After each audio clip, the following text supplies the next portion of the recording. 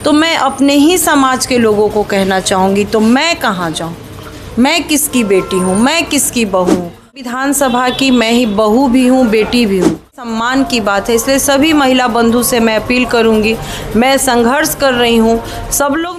The news pillar में आपका स्वागत है। देखिए, बिहार में चुनावी सरगर्मी तेज है। चुनाव में बस कुछ ही दिन बचे हैं और इस चुनावी समर में भी हम मौजूद हैं बारून में। और यहाँ से नवीनगर विधानसभा से जन स्वराज से प्रत्याशी हैं अर्चना चंद्र यादव। हम उनसे जानने का प्रयास करेंगे कि वर्तमान समय में क्या माहौल रहने वाला है जन स्वराज का। मैडम, सबसे पहले तो स्वागत है। आपके भी चैनल का बहुत बहुत धन्यवाद। क्या लगता है आपकी लड़ाई किसके साथ रहने वाली है? अभी तक तो लग रहा था कि त्रिकोणात्मक होगा, लेकिन अब मेरी डायरेक्ट लड़ाई जदयू के जो एनडीए के प्रत्याशी हैं चेतन आनंद से। महागठबंधन नहीं है? नहीं, महागठबंधन का कोई रुझान नहीं।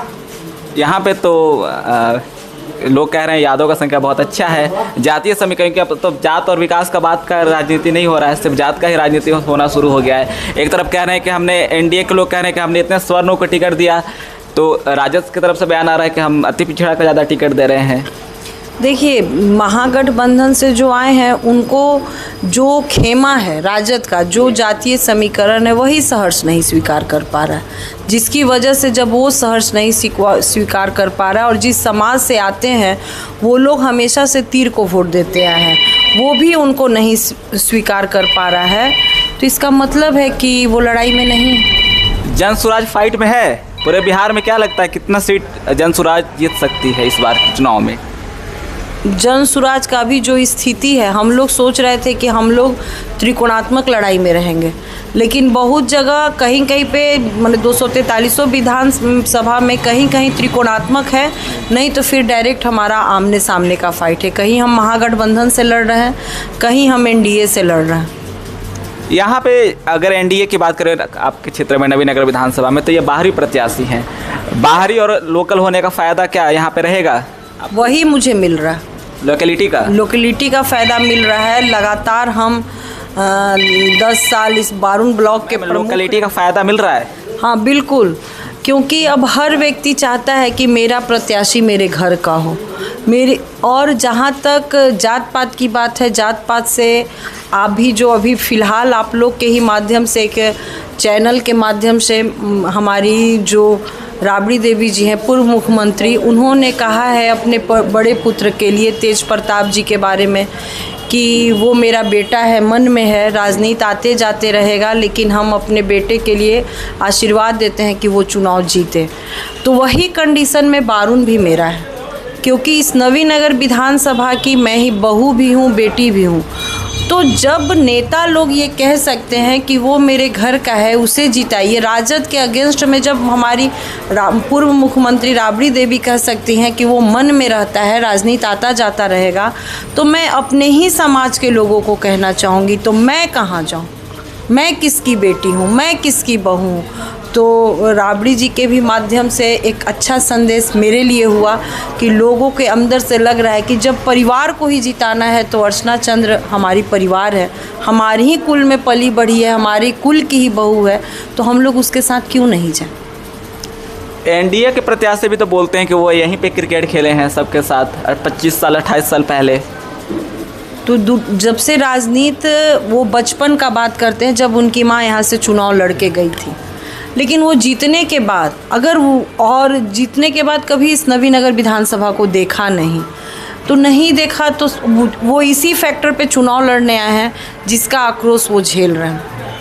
लोगों का कहना है कि बाहरी आएगा, चुनाव जीतेगा, फिर वो बाहर चला जाएगा, तो फिर हम लोग उससे, अगर कभी हमारे विधायक से हमको अगर ज़रूरत पड़ा तो कौन काम करेगा? नवीनगर विधानसभा का एक बहुत अहम मुद्दा है एनटीपीसी में रोजगार को लेकर।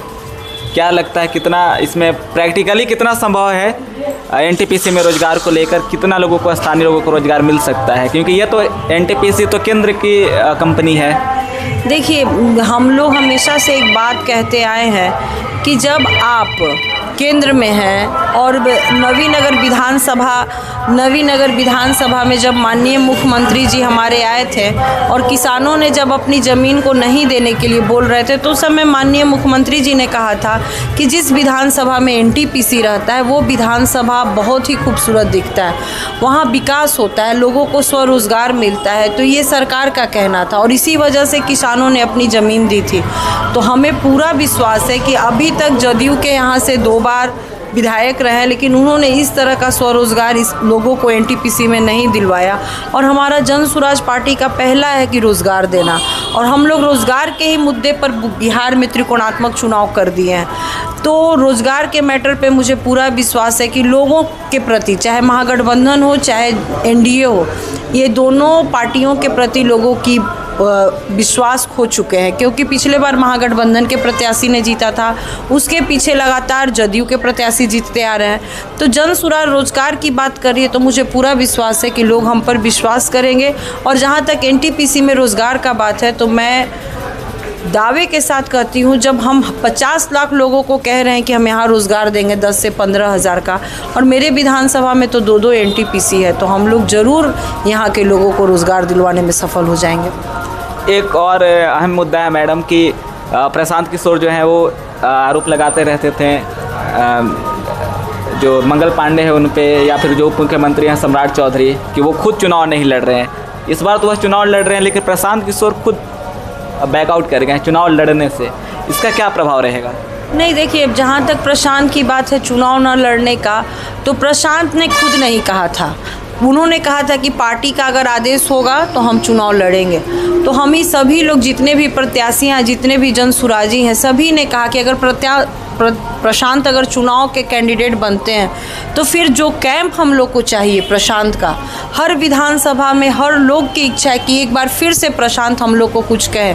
तो अगर हम लोग प्रशांत को कैंडिडेट बनाते तो जो मूवमेंट है प्रशांत का प्रचार प्रसार वाला, वो अवरुद्ध होता। इसी की वजह से हम पार्टी के लोग, हम सारे जितने भी प्रत्याशी, सभी ने अनुरोध किया कि प्रशांत आप चुनाव नहीं लड़िए, आप हम लोग के साथ कैंपेन कीजिए। एक अंतिम सवाल मैडम कि पूरे जिले में औरंगाबाद में 6 विधानसभा है, मुख्य रूप से 3 पार्टियां हैं, एनडीए, महागठबंधन और जन स्वराज।